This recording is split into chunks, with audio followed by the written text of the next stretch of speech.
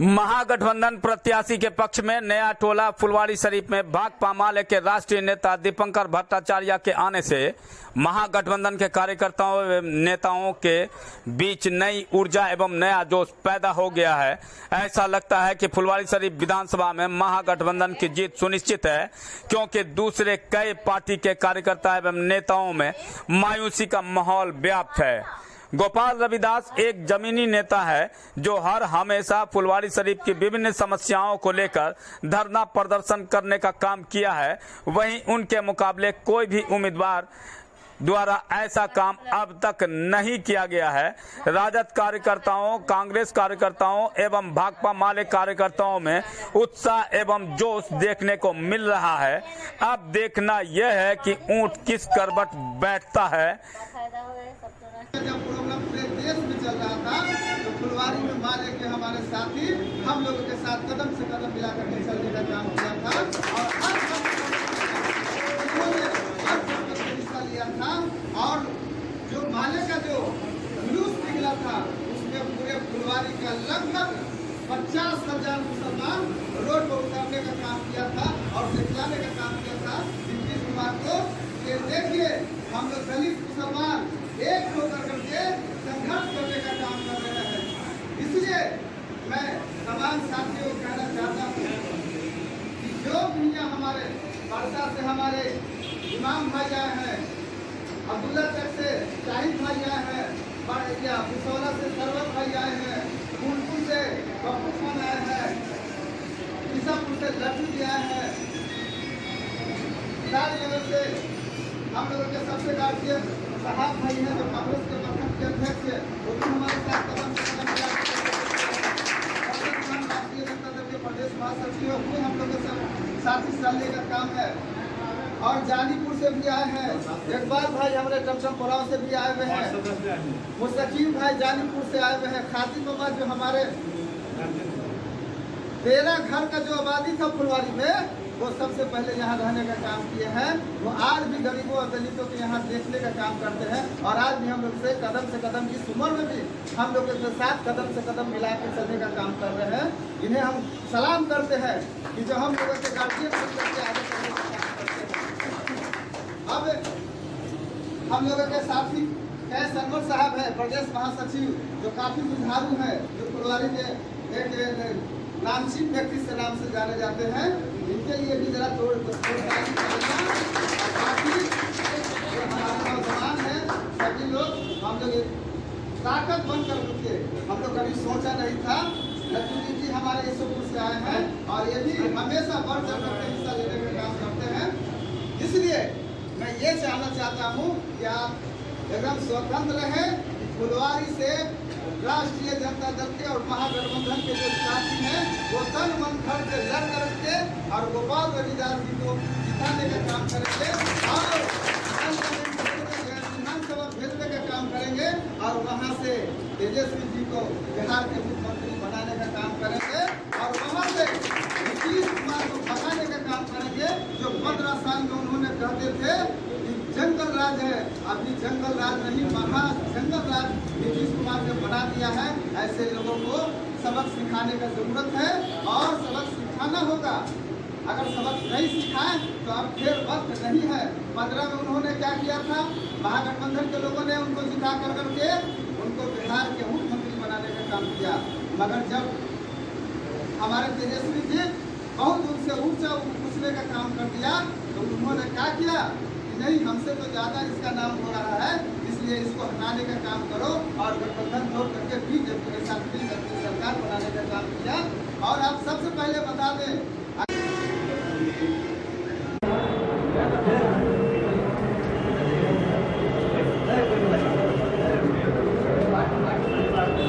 बात एक ही है, अमन की बात है, इंसाफ की बात है, इंसानियत की बात है, भाईचारे की बात है और इसीलिए हम लोग बिल्कुल आजाद होकर के और करके हमें खामोशी नहीं चाहिए। जब खामोश हो जाएंगे तो इस मुल्क में कैसे जिंदा रहेंगे। तो जिंदा आदमी कभी खामोश नहीं हो जाता है, हमें खामोश नहीं बनना है और हर मुद्दे पर इंसाफ दीपंकर भट्टाचार्य जिंदाबाद, जिंदाबाद, जिंदाबाद, गठबंधन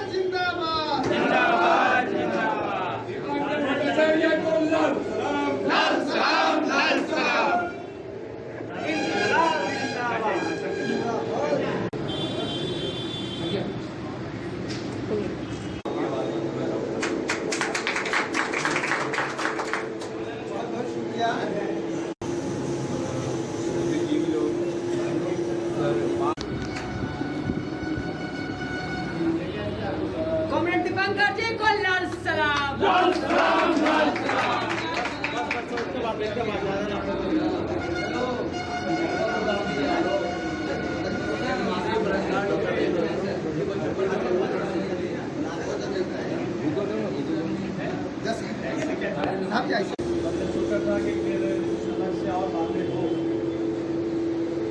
चुनाव सामने है और इस चुनाव में हमने जो नारा दिया कि बिहार को बचाना है, सरकार बदलना है, बिहार को बदलना है। जो गठबंधन बना ये महज कम से कम हमारा जो मकसद है वो सिर्फ सरकार बदलना नहीं है, सियासत को बदलना है। सरकार तो बात ये ठीक है, कभी कभार कोई नीति बनती है, कोई बजट बनता है, कुछ होता है, लेकिन सियासत जो है 365 दिन माहौल बदल देना है, एजेंडा बदल देना है, हालात बदल देना है। अभी देश में जो चल क्या रहा है कि समय समय पर कभी एक दंगा होगा। अब देख लीजिए दिल्ली में एक दंगा हुआ, जिसने किया सबको पता है, लेकिन उस दंगे के नाम पर अभी क्या कर रहे हैं, इतना बड़ा जो सीए के खिलाफ आंदोलन खड़ा हुआ था, एनआरसी एनपीआर के खिलाफ आंदोलन खड़ा हुआ था, उस आंदोलन को बदनाम करना, उसको कुचल देने के लिए आंदोलनकारियों को जेल में जाना जा रहा है। हमें इसको बदल देना है, रोक देना है। हमें इस बात की गारंटी करनी है कि बिहार के अंदर सरकार बदलने के साथ साथ बिहार के किसी डॉक्टर को डॉक्टर कफील खान की तरह प्रताड़ित नहीं किया जाएगा, इसकी हमें गारंटी चाहिए। हमें गारंटी चाहिए उमर खालिद की तरह जेल में नहीं डाला जाएगा, बिहार के किसी नौजवान को यूएस जेल में गिरफ्तार करके अपने आवाज उठाने के लिए उनको दुर्बल नहीं किया जाएगा। इससे हम इसलिए कह रहे हैं कि सियासत बदल देना, क्योंकि अभी जो सियासत है कुछ लोग कहते हैं कि खामोश हो जाइए, चुप रहिए, पीछे रहिए। आप जितने गरीब लोग लॉकडाउन में पैदल आए हैं, अगर सिर्फ दहशत भेज दे चारों तरफ, तो हम समझते हैं कि बिहार में नीतीश कुमार का खाता नहीं खुलेगा और यहाँ से भगाने का काम करेंगे। अब प्रोग्राम को हम आगे बढ़ाते हुए और इसलिए हमने शुरू से चीजें लगा करके अपने साथ ये कहा, जहाँ भी शाहीन बाग खड़ा हो रहा है उस शाहीन बाग को चलाना और उसमें जाकर के साथ देना, ये हमारा फर्ज बनता है। कि हम जानते हैं कि बहुत अफसोस की बात है, आज एनआरसी एनपीआर सीएए लोग समझ रहे हैं कि ये मुसलमानों का मुद्दा है। अरे आसाम में जब एनआरसी आया तो 20 लाख लोगों का नाम बाहर चला गया, बहुत लोग बाहर हुए, तो लोग कह रहे हैं कि 5 लाख लोग मुस्लिम होंगे तो 15 लाख हिंदू हैं, गरीब लोग हैं, कि हमारा गरीबों का कागज दिखाओ जमींदारी उर्दू बनूंगा। 1951 में तो उनके पास जमीन का कागज तक नहीं मिलेगा, थोड़ा बहुत जमीन का कागज अगर है तो 56 के बाद आया। इसलिए साजिश गरीबों के खिलाफ है, साजिश इस देश के आम आवाम के खिलाफ है। तो आज ऐसा माहौल बना दिया गया कि बस इसमें मुस्लिम लोग अगर आवाज उठा रहे हैं, बाकी लोगों को ये काम कह करके हमारी कोशिश है कि अवगाव की ना बने। जो मुद्दा साझा है, जो मुद्दा जमहूरियत का है, जो मुद्दा मुल्क का है, जो मुद्दा संविधान का है, उन मुद्दों पर हम साथ साथ लड़ेंगे और देश माले के तमाम साथी, ये सभी लोग हम लोग मिलकर करते हैं। यहाँ एक इसीलिए खास करके मीटिंग किया है कि ताकि आप आश्वस्त हो जाएं, आप संतुष्ट हो जाएं कि यहाँ से जो हम लोगों के कैंडिडेट हैं राम गोपाल जी, ये हम लोगों के गरीबों दलितों के अखिलतों के नेता थे, मगर हमारे राष्ट्रीय अध्यक्ष श्री लालू प्रसाद जी यादव जी ने इन पर एक इस तरह। आज का जो प्रोग्राम ऑर्गेनाइज किए हैं, इस संबंध में आप क्या कहेंगे, कितना सफल हुआ?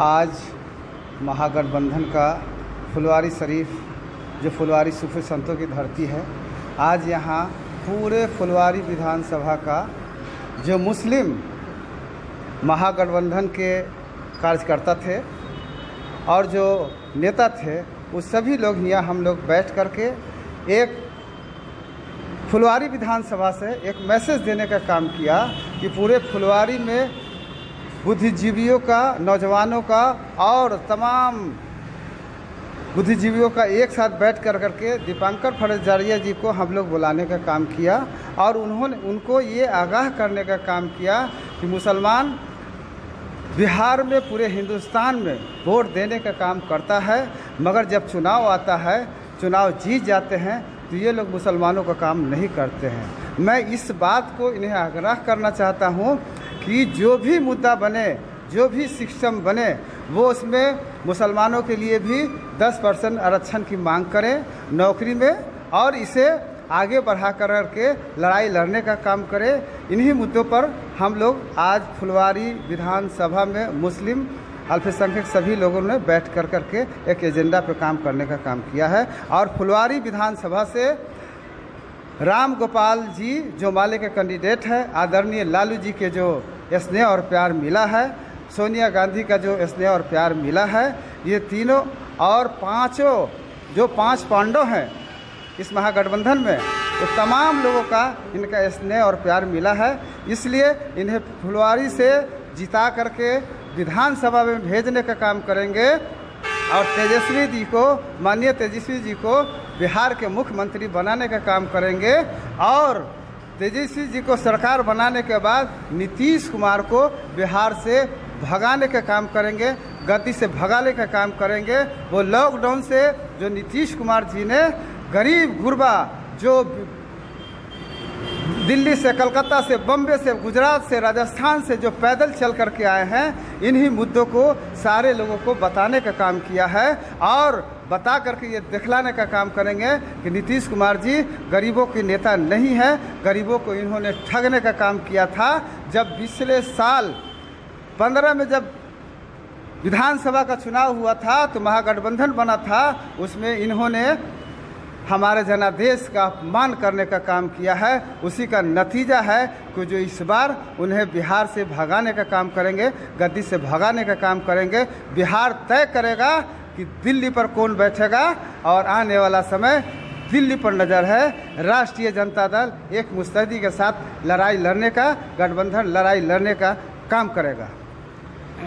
आपके अनुसार ये फुलवारी विधानसभा जो है, इसमें कोई लोकल मुद्दा भी इस विधानसभा चुनाव में हावी है या चर्चा का विषय है? देखिए, फुलवारी विधानसभा में सबसे ज़्यादा तो नली गली का सफाई नहीं है और देहात में जो लाल कार्ड, राशन कार्ड, वृद्धा पेंशन सबसे बड़ा समस्या है। ये गरीब के यहाँ पहुँचने का काम नहीं है, कुछ लोगों के पास वो पहुँच करके सीमित रह जाता है।